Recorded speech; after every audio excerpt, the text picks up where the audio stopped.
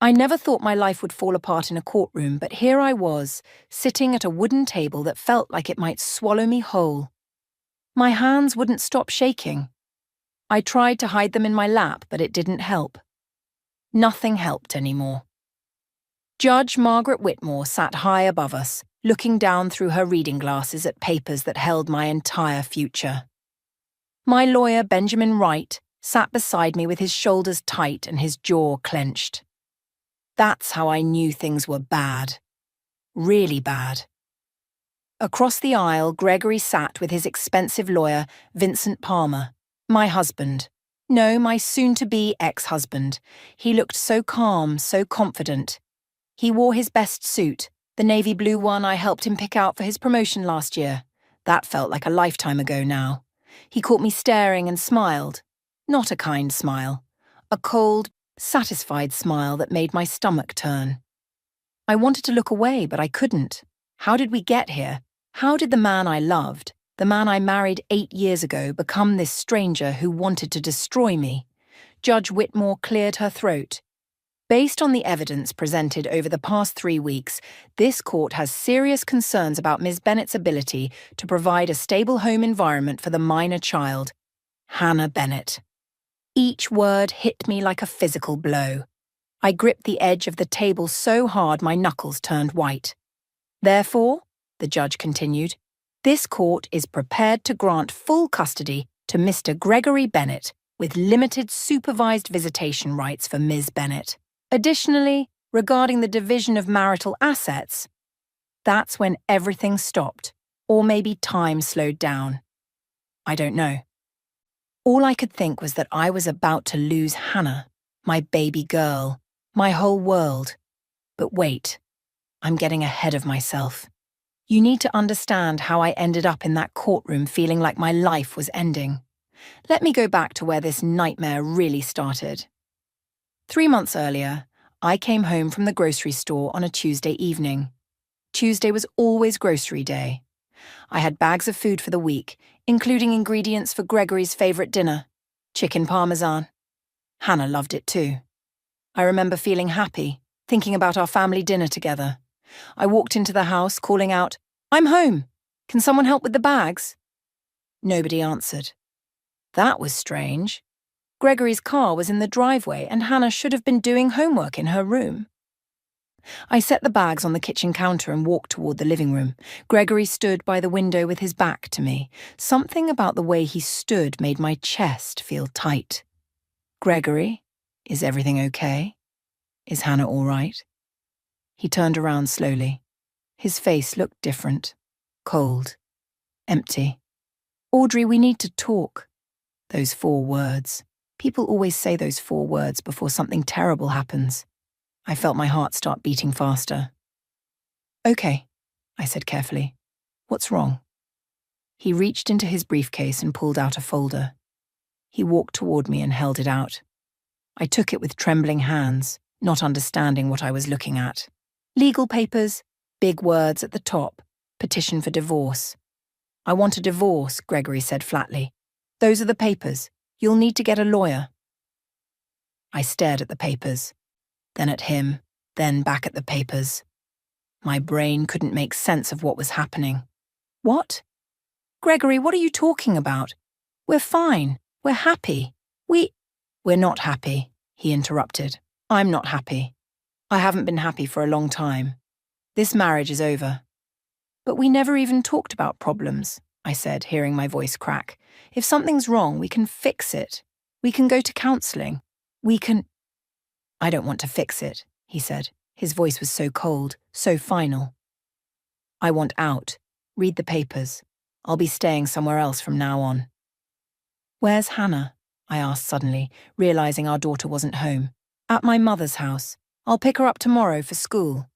"You took our daughter to your mother's without telling me?" My voice rose.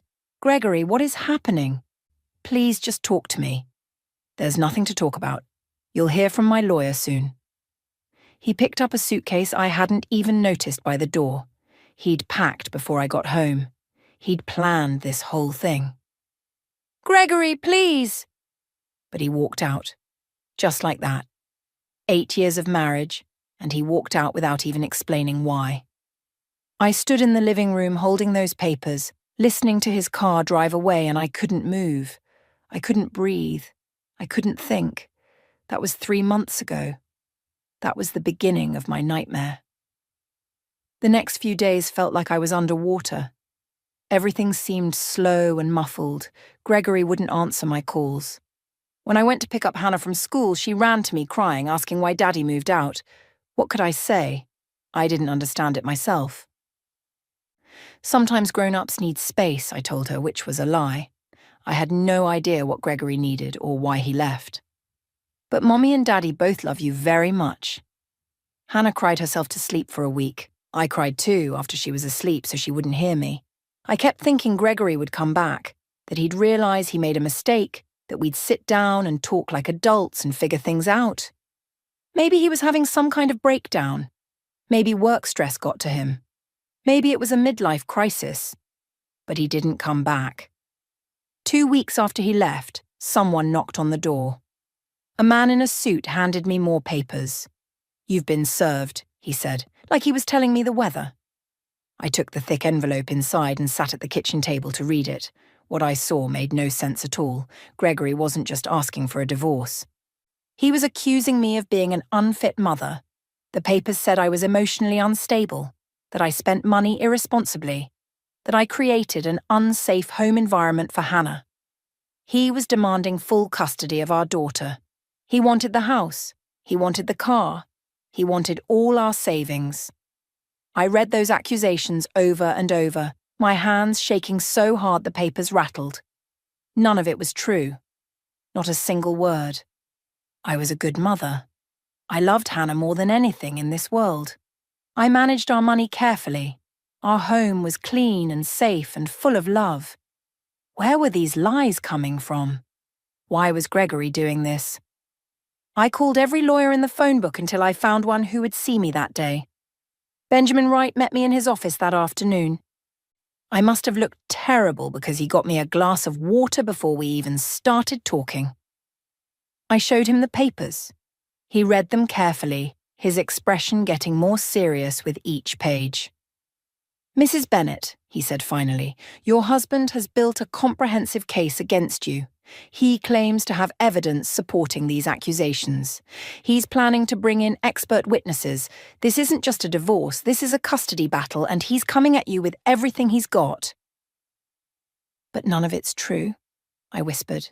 "He's lying. Why would he lie like this?" Benjamin looked at me with kind but worried eyes. "That's what we need to figure out, and we need to figure it out fast." That's when I started crying. Really crying. Big, ugly sobs that I couldn't control. Because I finally understood. This wasn't a mistake. This wasn't a breakdown. Gregory was deliberately trying to destroy me, and I had no idea why. Benjamin handed me tissues and waited patiently while I pulled myself together. When I could finally breathe again, he started asking questions. How long had we been married? Did Gregory ever show signs of anger or violence? Were there any previous arguments about money or parenting? I answered everything honestly. No, Gregory never hit me.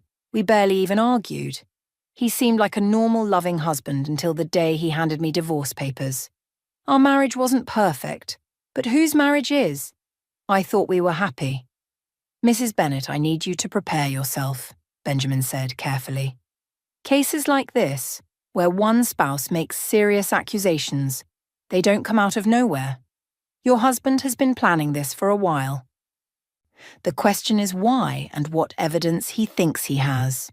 I went home that day feeling sick to my stomach. I tried calling Gregory again. No answer.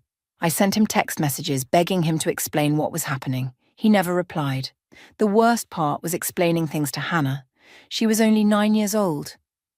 "How do you tell your daughter that her father is trying to take her away from you?" I couldn't. I just told her that Daddy and I were having some disagreements, and lawyers were helping us figure things out. Hannah looked at me with those big, serious eyes.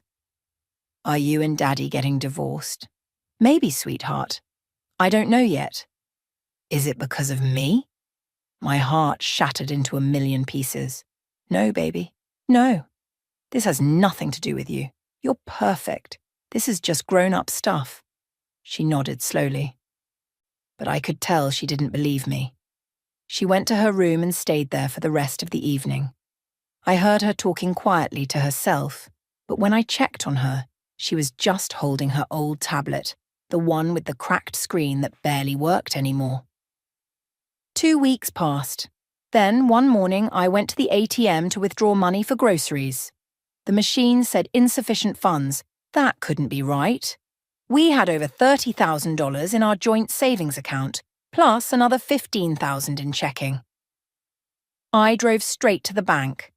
The manager pulled up our accounts on his computer, and the colour drained from his face. Mrs. Bennett, it appears there have been numerous large withdrawals over the past 4 months. The savings account has $800 left. Checking has $300. What? That's impossible. I didn't make those withdrawals. He showed me the transaction history. Withdrawals of $2,000, $3,000, $5,000 at a time. All made by Gregory. All transferred to accounts I'd never heard of. These are joint accounts, the manager said apologetically. Your husband had every legal right to withdraw that money, even if you didn't know about it. I sat in that bank office feeling like someone had punched me in the stomach. Gregory had been stealing our money for months, planning his escape while pretending everything was fine, coming home every night, kissing me hello, playing with Hannah, all while secretly draining everything we'd saved. I called Benjamin immediately. He swore under his breath when I told him. That's going to make everything harder, he said. You'll need money to fight this custody battle, and he just took it all. Can you borrow from family? My parents were dead. I had an elderly mother who lived on Social Security. I had some friends, but asking to borrow thousands of dollars, that felt impossible. I'll figure something out, I said, even though I had no idea how. The next few weeks were a blur of terror and stress. I borrowed $3,000 from my mother, which was probably her entire savings. I fell behind on the electric bill. The phone company threatened to shut off our service. Meanwhile, Gregory lived comfortably in a nice apartment downtown and hired Vincent Palmer, the most expensive divorce lawyer in the city. I saw Gregory only once during this time, when we both picked up Hannah from school. He looked at me like I was a stranger, like I meant nothing to him. Why are you doing this? I asked him quietly while Hannah got her backpack from his car. If you want a divorce, fine. But why are you lying about me? Why are you trying to take Hannah? He smiled that cold smile again. You'll find out in court. That's all he said. Then he drove away, leaving me standing in the school parking lot, feeling completely alone. The court date arrived faster than I expected. Benjamin prepared me as best he could, but I could see the worry in his eyes. We were outmatched. Gregory had money, a powerful lawyer, and somehow he had evidence against me. The first day of the trial, I wore my best dress and tried to look confident. Judge Whitmore seemed fair and serious. Maybe she would see through Gregory's lies. Maybe everything would be okay. Then Vincent Palmer stood up and started his opening statement. He painted a picture of me that I didn't even recognize. An unstable woman who spent money recklessly. A mother who neglected her daughter's emotional needs. Someone who created an unsafe, chaotic home environment. I wanted to scream that it wasn't true, but I just sat there, frozen, while Vincent destroyed me with words. The worst part came when he called his first witness. The petitioner calls Dr. Caroline Fletcher to the stand. A woman in an expensive suit walked to the witness stand. She was maybe 40 years old with perfect hair and a confident stride. I'd never seen her before in my life. After she was sworn in, Vincent asked her to state her credentials. She was a licensed child psychologist with 15 years of experience. She'd evaluated hundreds of families in custody cases. Dr. Fletcher, did you conduct a professional evaluation of the respondent, Audrey Bennett? Yes, I did, she said smoothly. My head snapped toward Benjamin. I never met her, I whispered urgently. She never evaluated me. I've never even seen her before. Benjamin wrote something on his legal pad and underlined it twice. Dr. Fletcher continued talking. She described meetings with me that never happened. She quoted things I never said. She talked about my apparent anxiety disorder and signs of depression that could affect parenting judgment. She made me sound like I was falling apart mentally. None of this is true, I whispered to Benjamin. How is she doing this? I don't know, he whispered back, but I'm going to find out. When it was Benjamin's turn to cross-examine Dr. Fletcher, he asked her to provide dates and times of these supposed evaluations. She had answers ready, dates, times, even notes from our sessions. She'd created an entire fake history of treating me. Mrs. Bennet denies ever meeting you, Benjamin said firmly. How do you explain that? Dr. Fletcher gave a sad, understanding smile. It's not uncommon for patients in denial to suppress memories of therapy sessions, especially when those sessions revealed uncomfortable truths about their mental state. The judge wrote something down. I could see she was believing this woman. This complete stranger was convincing everyone that I was mentally unstable and I couldn't prove she was lying. That first day of trial ended badly. Benjamin tried to encourage me, but I could hear the doubt in his voice. Over the next week, things got worse. Vincent presented bank statements showing large purchases I'd supposedly made. He showed credit card bills for expensive items. But those weren't my purchases. That spa day? Gregory booked it for our anniversary and insisted I go. That designer purse? He bought it for my birthday and told me I deserved it. But in court, Vincent made every purchase sound like evidence of my reckless spending. And I had no way to prove Gregory had approved everything. Then Vincent dropped a bomb that nearly destroyed me completely. Your Honour, I'd like to present evidence of inappropriate communications by the respondent. He showed the court text messages from my phone number to an unknown contact, messages about meeting up secretly, messages about hiding money. Messages that made me sound like I was having an affair and planning to steal marital assets. I stared at those messages on the courtroom screen, my mouth hanging open in shock. I never sent those, I said loudly enough that the judge looked at me sternly. Mrs. Bennet, you'll have your chance to testify, Judge Whitmore said. But how could I prove I didn't send messages that came from my own phone? Someone had faked them somehow, but I didn't understand technology well enough to explain how. Benjamin requested a technology expert to examine the phone records, but Judge Whitmore seemed impatient. She had a busy court calendar. She wanted to move things along. That night, I couldn't sleep. I lay in bed staring at the ceiling, trying to understand how Gregory had manufactured all this fake evidence, the psychological evaluation. The text messages, the twisted version of our financial history. He'd built an elaborate trap and I'd walked right into it. Hannah came into my room around midnight. Mommy, why are you crying? I hadn't even realized I was. I quickly wiped my eyes. Just tired, baby. Come here. She climbed into bed with me and snuggled close. Is Daddy going to take me away from you? No, I lied. Everything's going to be fine. But I didn't believe my own words anymore. The trial continued for another full week, and each day felt like torture. I took the stand to defend myself, but Vincent Palmer tore into me like a wild animal. He asked me questions designed to make me look guilty, no matter how I answered. Mrs. Bennet, isn't it true that you often left your daughter alone while you worked on your catering business? No, that's not true. I worked from home specifically so I could be with Hannah. But you were distracted, weren't you? Focused on your little business instead of your daughter's needs. I balanced both. Hannah always came first. Yet, according to these school records, Hannah missed several parent-teacher conferences that you failed to attend. I felt my face get hot. Those were conferences Gregory was supposed to attend. We divided them up. He went to some, I went to others. Vincent smiled like he'd caught me in a lie. So, you admit you didn't attend all conferences. You allowed your husband to handle parenting responsibilities you should have taken care of. Everything I said got twisted. Every explanation became more evidence against me. By the time I stepped down from the witness stand, I felt completely defeated. Benjamin called character witnesses. My neighbour Mrs. Chen testified that I was a wonderful mother. My friend Patricia talked about how devoted I was to Hannah. But Vincent dismissed them all as biased friends who couldn't see the real me.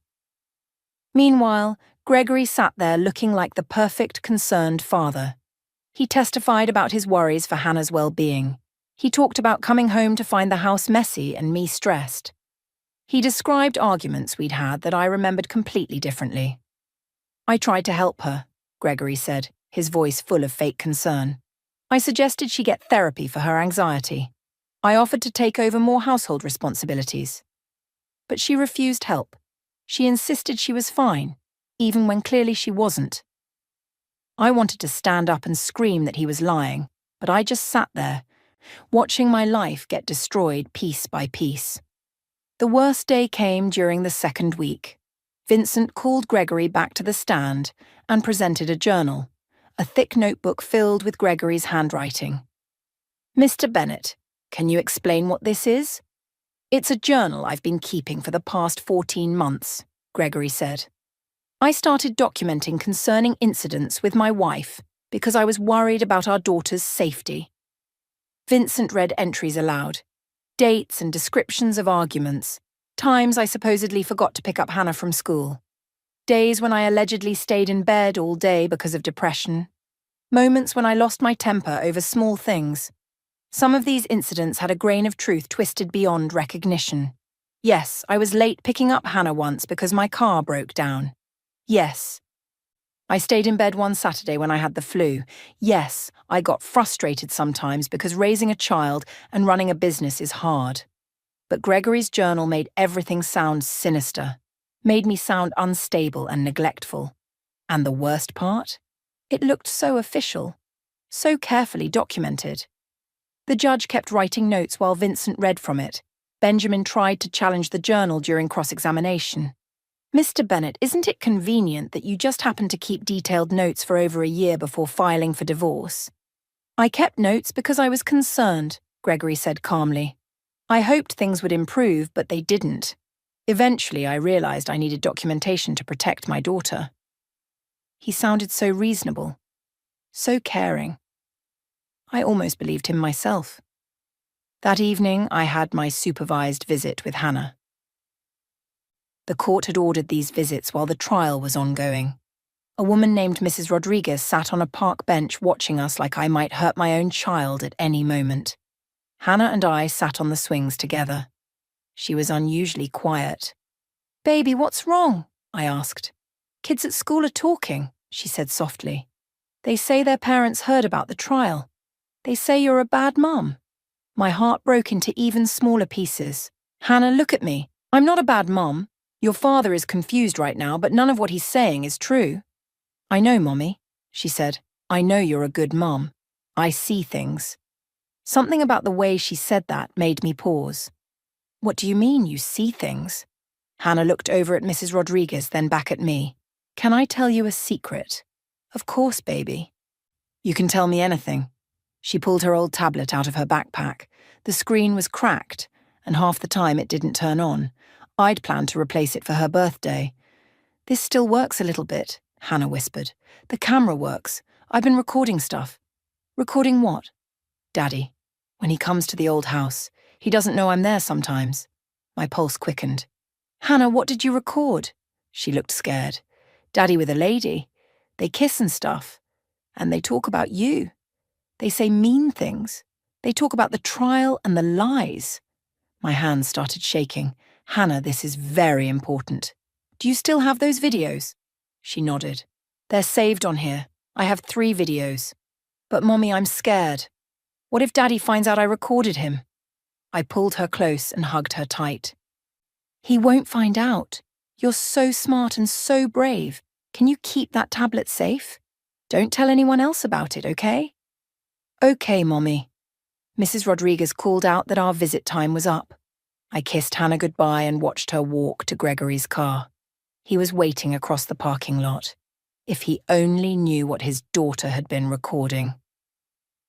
I drove straight to Benjamin's office, my heart pounding. He was leaving for the day, but when he saw my face, he invited me back inside.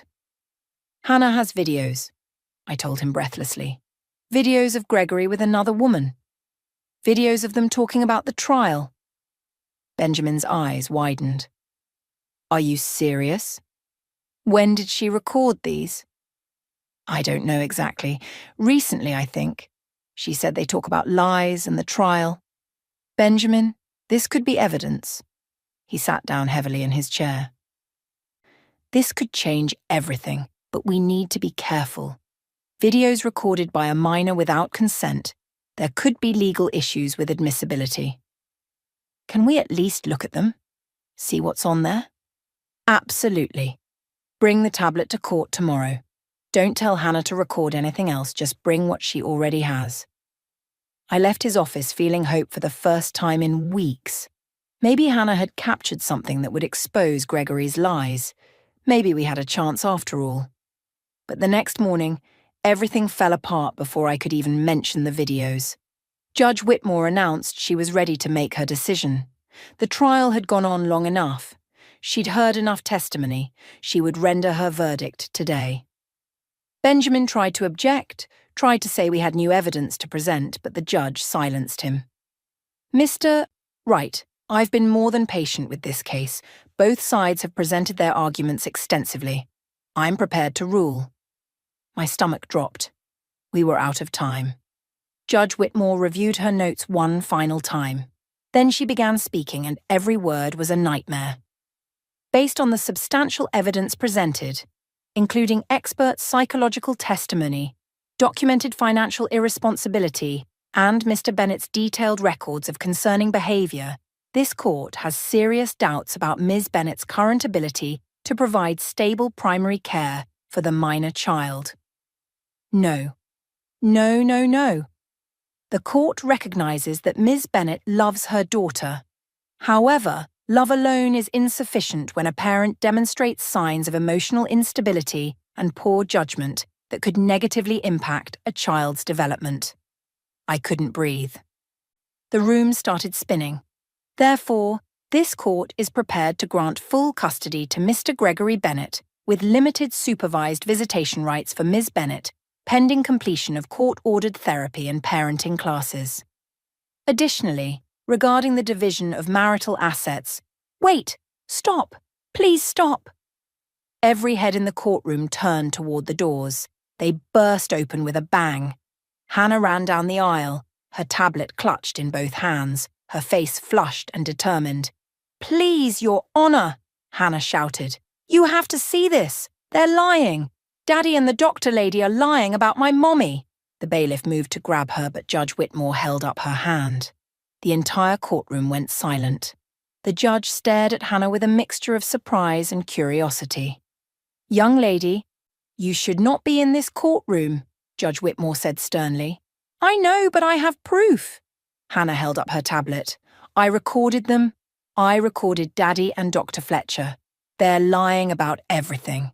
Please, you have to watch it before you take me away from my mommy. Gregory's face went completely white. Dr. Fletcher, who'd been sitting in the back of the courtroom, stood up quickly and started moving toward the exit. Bailiff, don't let that woman leave, Judge Whitmore commanded. Then she looked at Hannah. Approach the bench, child. Let's see what you have. Hannah walked toward the judge on shaking legs. I wanted to run to her, to hold her, but Benjamin grabbed my arm and kept me in my seat. Gregory looked like he might be sick. Vincent Palmer started whispering urgently to him, but Gregory just stared at Hannah with pure panic in his eyes. Dr. Fletcher tried to blend into the crowd near the door, but the bailiff blocked her path. She stood there frozen, her face pale and sweaty. Judge Whitmore leaned down from her bench. Young lady, what's your name? Hannah Bennett, Your Honour. I'm their daughter. Hannah's voice trembled, but she didn't cry. She was being so brave. And what do you have on that tablet, Hannah? Videos of my daddy and Dr. Fletcher. They don't know I recorded them. My tablet looks broken, but the camera still works. They were at our old house talking about the trial and about lying about my mommy. Vincent Palmer jumped to his feet. Your Honour, this is highly inappropriate. A child cannot simply interrupt court proceedings with inadmissible evidence. These alleged videos were recorded without consent, possibly illegally. I move to have this entire disruption stricken from the record. Benjamin stood up quickly. Your Honour, if this child has evidence of fraud and perjury committed in this very courtroom, the court has an obligation to review it. The integrity of these proceedings is at stake. Judge Whitmore looked between the lawyers, then at Hannah, then at Gregory and Dr. Fletcher. I could see her mind working. She'd been a judge for decades. She knew something important was happening. I'm going to allow it, she said finally. Bailiff, please connect that tablet to the courtroom display. I want everyone to see what's on there. Vincent Palmer exploded. Your Honour, I must object in the strongest possible terms. This is a violation of my client's rights. These videos, if they even exist, were obtained through… Mr. Palmer, sit down, Judge Whitmore said sharply. If your client and his witness have nothing to hide, then there's no problem. If they do have something to hide, well, I want to know about it. Now. The bailiff took Hannah's tablet and worked on connecting it to the large screen at the front of the courtroom. It took a few minutes because the tablet was old and damaged. Those minutes felt like hours. I kept staring at Gregory. He looked like he wanted to run. Dr. Fletcher was already crying quietly. Finally, the screen flickered to life. The bailiff found the video files. There were 3 of them, just like Hannah said. He clicked on the first one. The video was shaky and the angle was weird, like the tablet was propped up somewhere and partially hidden. But the image was clear enough.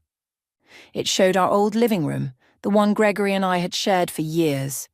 The date stamp in the corner said it was from 6 weeks ago. Gregory walked into frame. Then Dr. Fletcher followed him. They were laughing about something. They sat down on the couch together very close. Too close. Then Gregory leaned over and kissed her. Not a friendly kiss. A long, passionate kiss between people who'd done this many times before. I heard gasps around the courtroom. My own breathing stopped. Seeing it was different than knowing it. Seeing my husband kissing another woman on our couch made something inside me break all over again. When they stopped kissing, Dr. Fletcher leaned against Gregory. I can't believe we've been sneaking around for almost a year now. Your wife still doesn't suspect anything. Gregory laughed. Audrey's too trusting. Too naive. She believed every excuse I gave about working late. She never questioned a single thing. When do you think you started falling out of love with her? Dr. Fletcher asked. I don't know if I ever really loved her. Gregory said casually. Like our entire marriage meant nothing. I married her because it seemed like the right thing to do. But I've been miserable for years. At least now I get to escape and take everything with me. The courtroom was completely silent except for the video. Everyone watched in shock. Dr. Fletcher traced her finger along Gregory's arm. So, the plan is definitely working. The fake evaluation report I wrote? Perfectly. The judge believes every word you said. That's the beauty of expert witnesses. Nobody questions them. I was nervous testifying, Dr. Fletcher admitted. That whole report is completely made up. I never evaluated Audrey at all. I've never even spoken to her. If anyone actually checks my records… They won't, Gregory interrupted confidently. Judges don't have time to verify every detail. You sounded professional. You have the credentials. That's all that matters. Dr. Fletcher smiled and kissed him again. The fake text messages you created were genius. How did you even do that? Simple software I found online. Cost me $200. I created fake conversations from Audrey's phone number. Made it look like she was planning to hide money and having an affair. The tech stuff is easier than people think. And the journal you've been keeping? The one where you document all her supposed problems? Gregory pulled out the notebook and waved it. 14 months of creative writing. I made up half of these incidents. The other half are real things that happened but twisted to make her look bad. Like that time she was late picking up Hannah because her car broke down. In my journal, it's because she forgot about Hannah completely. Neglectful parenting. They both laughed. Actually laughed about destroying me. Vincent says the journal is our strongest evidence, Gregory continued. It makes everything look documented and official. The judge keeps referencing it. Once you get full custody and all the marital assets, what happens to Hannah? Dr. Fletcher asked. I mean, you're not really interested in being a full-time father, right? Gregory shrugged. We'll ship her off to boarding school or have my mother take her most of the time. The custody fight isn't really about wanting Hannah. It's about making sure Audrey gets nothing. No daughter, no money, no house, no car. If I let Audrey have custody, I'd owe child support. This way, she owes me. She'll be completely destroyed. Won't Hannah be upset? Kids are resilient. She'll adjust. And honestly, I never really wanted to be a father anyway. That was Audrey's dream, not mine. I just went along with it. Dr. Fletcher snuggled closer to him. You know what I love about you. You're ruthless. You see what you want and you take it, no matter who gets hurt. That's how you succeed in life, Gregory said. Audrey wasted her whole life being devoted to me and Hannah. She gave up everything for us, which makes her the perfect victim. She has no career, no money of her own, no real independence. When I'm done with her, she'll have absolutely nothing. She'll probably end up living with her elderly mother in some tiny apartment, broken and alone. And we'll be together, Dr. Fletcher said, kissing him again. Free and rich and happy. Exactly. This divorce is my ticket to freedom. Freedom from responsibility, from a family I never really wanted, from a wife who bored me, and I get to keep all my money while doing it. The video ended. Nobody in the courtroom moved. Nobody spoke. The silence was deafening. I sat there with tears streaming down my face, but they weren't tears of sadness anymore. They were tears of rage and relief. Everyone had just seen the truth. Every single person had witnessed Gregory and Dr. Fletcher confessing to everything. Judge Whitmore's face had turned dark red. Her hands gripped her gavel so tightly her knuckles were white. I'd never seen someone look so angry. Bailiff, the judge said, her voice shaking with fury, arrest Mr. Gregory Bennett and Dr. Caroline Fletcher immediately. They are not to leave this building. Call the police. I want them both in custody right now. Gregory jumped up from his seat and tried to run toward the exit, but the bailiff was faster. He grabbed Gregory's arm and forced him back down. Don't make this worse, sir. Dr. Fletcher collapsed into her chair, sobbing. I'm so sorry, I'm so sorry. He convinced me. He said it would be okay. He said, I don't want to hear it, Judge Whitmore snapped. You committed perjury in my courtroom. You lied under oath. You helped orchestrate a fraud to destroy an innocent woman and separate a mother from her child. Sorry doesn't even begin to cover what you've done. Vincent Palmer looked like he might faint. Your Honor, I had no knowledge of any of this. I was told the evidence was legitimate.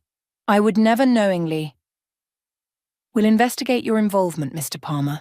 If I find out you knew anything about this conspiracy, you'll face consequences too. For now, sit down and be quiet. Judge Whitmore turned to Hannah, and her expression softened. Young lady, you are one of the bravest children I've ever seen. What you did today took incredible courage. You may have just saved your mother's life. Come here. Hannah walked closer to the bench. The judge reached down and gently touched her hand. How did you know to record them? The judge asked gently. Hannah's voice was small but clear. I heard Daddy on the phone sometimes saying mean things about Mommy. I didn't understand all the words, but I knew he was being mean. So I started hiding when he came to the house. My tablet looks broken, but the camera still works if you know how to use it right. I recorded them 3 times. This video was the best one. You carried this secret for how long? 2 months. I wanted to tell Mommy, but I was scared Daddy would find out. I was waiting for the right time. Judge Whitmore nodded slowly. You did exactly the right thing. You should be very proud of yourself. Hannah suddenly broke away and ran to me. I stood up and caught her in my arms, holding her so tight. She started crying finally, letting out all the fear and stress she'd been carrying. I'm so sorry, Mommy, she sobbed into my shoulder. I should have told you sooner. No, baby, no. You were perfect. You saved us. You saved us both. The courtroom slowly started to return to order, though nothing would ever really be the same after what everyone had just witnessed. Police officers arrived within minutes and placed handcuffs on both Gregory and Dr. Fletcher. Gregory wouldn't look at me. He stared at the floor, his face red with shame and anger. Dr. Fletcher continued sobbing, mascara running down her cheeks in black streaks. Judge Whitmore waited until both of them were secured before speaking again. Her voice was ice cold. In 30 years on this bench, I have never seen such a calculated, cruel conspiracy. Mr. Bennett, you didn't just lie to this court. You created an elaborate scheme to destroy your wife's reputation, steal your daughter's mother, and commit multiple felonies in the process. And Dr. Fletcher, you violated every ethical standard of your profession. You betrayed the trust this court places in expert witnesses. She turned to me, and her expression changed completely. Ms. Bennett, I owe you an apology. This court was deceived by false evidence and perjured testimony. I nearly made a decision that would have caused irreparable harm to you and your daughter based on lies. I couldn't speak. I just nodded, still holding Hannah close. The petition for divorce and custody filed by Mr. Bennett is hereby dismissed with prejudice. Ms. Bennett, you retain full custody of your daughter. Furthermore, I'm issuing an emergency order freezing all of Mr. Bennett's assets and granting you immediate access to all marital funds. We'll sort out the actual division of assets later. But you should not suffer financially while this criminal case proceeds. Benjamin stood up, looking happier than I'd ever seen him. Thank you, Your Honor. My client has been living in poverty while Mr. Bennett stole their savings. This is the right decision. Additionally, Judge Whitmore continued, I'm referring both Mr. Bennett and Dr. Fletcher to the District Attorney for criminal prosecution. The charges should include fraud, perjury, conspiracy, theft, and anything else the DA sees fit. I'm also referring Dr. Fletcher to the State Licensing Board. She should never practice psychology again. Dr. Fletcher wailed at that, but nobody cared. She'd made her choices. The bailiff led Gregory and Dr. Fletcher out of the courtroom. As Gregory passed my table, he finally looked at me. The coldness was gone. Now he just looked pathetic and scared. Good. He should be scared. After they were gone, Judge Whitmore called Hannah back to the bench. Young lady, I want to make sure you understand something. What your father did was wrong. Very wrong. But that's not your fault.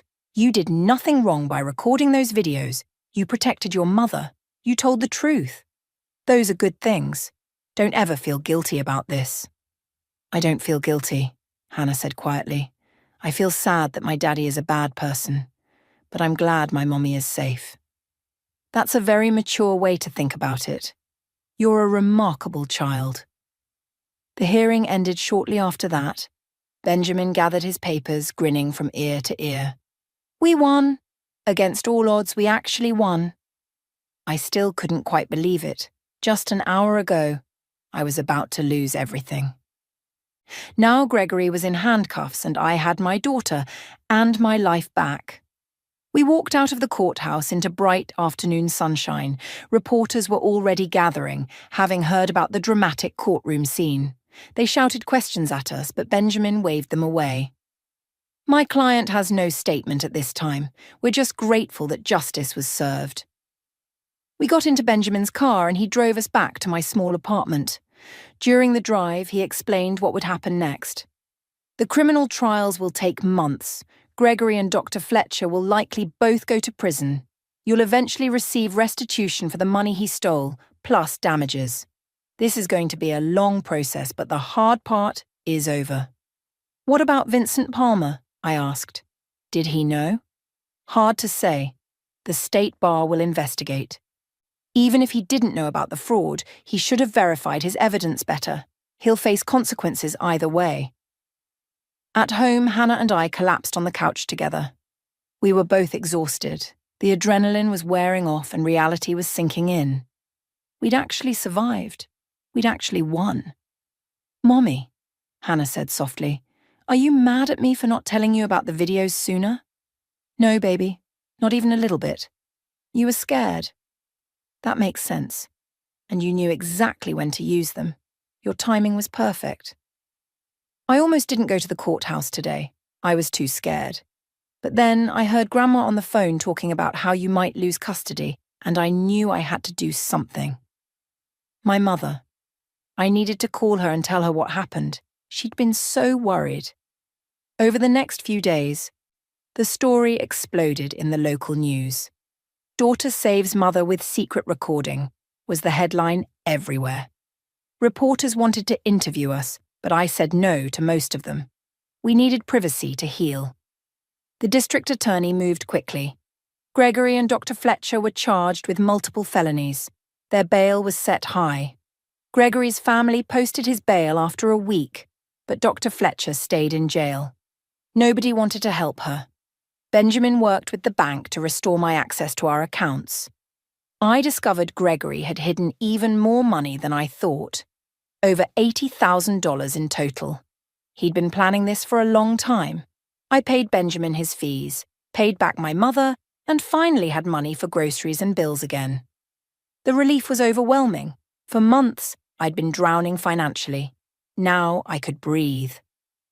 Hannah's school called to check on her. The story had spread among the parents and kids. The principal wanted to make sure Hannah felt supported. I appreciated that. Some of the other parents who'd believed the rumors about me being a bad mother called to apologize. I accepted their apologies but didn't forget how quickly they'd turned against me. The criminal trials happened over the next several months. I attended every single day, sitting in the gallery with Benjamin beside me. I wanted to watch Gregory face consequences for what he'd done. The prosecution built a strong case. They presented the video evidence, of course, but they also brought in experts who testified about the fake text messages and showed how Gregory had systematically drained our bank accounts. They called witnesses who said Gregory had bragged about his plan to friends. One witness, a co-worker of Gregory's, testified that Gregory had laughed while explaining how he was gaming the system to destroy me. Another witness, a bartender, remembered Gregory getting drunk and talking about how stupid I was for trusting him. Gregory's lawyer tried to argue that the video was taken without consent and shouldn't be allowed. But the judge ruled that a child recording conversations in her own home wasn't illegal. The lawyer then tried to claim Gregory had some kind of mental breakdown and wasn't thinking clearly.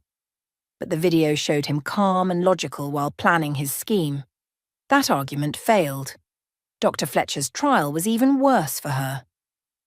The prosecution showed how she'd written a completely fake psychological evaluation without ever meeting me. They brought in her other patients who testified that she seemed distracted and unprofessional. The state psychology board testified that she'd violated every ethical rule in their book. Dr. Fletcher cried throughout her trial, claiming she only helped Gregory because she loved him and he'd convinced her I was actually a bad mother. But the video showed her laughing about the conspiracy. Nobody believed her tears. Both trials ended with guilty verdicts. The sentencing hearings came next. Judge Whitmore personally attended Gregory's sentencing. She gave a harsh speech about how he'd betrayed his own family and tried to destroy an innocent woman's life just to avoid his responsibilities. Gregory was sentenced to 6 years in prison for fraud, perjury, conspiracy, and theft. He was also ordered to pay me back every penny he stole, plus $200,000 in damages for emotional distress. Gregory's face crumbled when he heard the sentence. He finally understood the full weight of what he'd done. He looked back at me one last time before being led away. I felt nothing watching him go. The man I'd loved never really existed. Dr. Fletcher received 5 years in prison. Her psychology license was permanently revoked. She was also ordered to pay me $100,000 in damages. After both sentencings, I stood outside the courthouse with Hannah and Benjamin. Reporters asked how I felt. "I feel relieved that justice was served," I said honestly. "But mostly I feel grateful for my daughter's courage and grateful for the chance to rebuild our lives." Hannah squeezed my hand. A reporter asked if she had anything to say. I just want other kids to know that if grown-ups are doing bad things, it's okay to ask for help, Hannah said. I was really scared, but I knew my mommy needed someone to tell the truth. People applauded. Some were crying. Our story had touched a lot of people. Life slowly returned to normal over the following year. I used the restitution money to invest in my catering business. I rented a commercial kitchen space and hired 2 assistants. Orders poured in from people who wanted to support me. Eventually, I opened a small restaurant. I named it Hannah's Kitchen, after the brave daughter who saved my life. The grand opening was packed with friends, supporters and people who'd followed our story. Hannah thrived. She joined art club at school and made new friends. She seemed happier and more confident. The trauma of everything we'd been through was fading. We moved into a modest house with a backyard where Hannah could play. I decorated it exactly how I wanted, with bright colours and photos of just the 2 of us. It was our space, our fresh start. Gregory remained in prison. He tried writing letters to Hannah, but she threw them away after reading one. She wasn't ready to forgive him. Maybe she never would be. That was her choice. Dr. Fletcher's family disowned her after the trial. She lost everything. I felt no sympathy. She'd made her choices. One evening about a year after the trial, Hannah and I sat on our couch watching a movie together. She looked up at me with those serious eyes. "Mommy, are you happy now?" I thought about it carefully. "Yes, baby, I really am. We've been through something terrible, but we survived. We're stronger now, and we have each other." "We're a good team," Hannah said.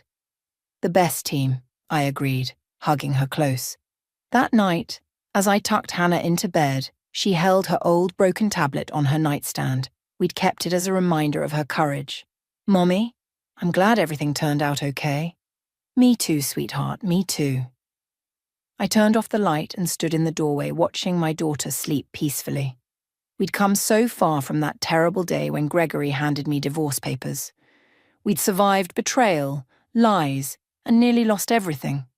But we hadn't lost. We'd won. Tomorrow would bring new challenges.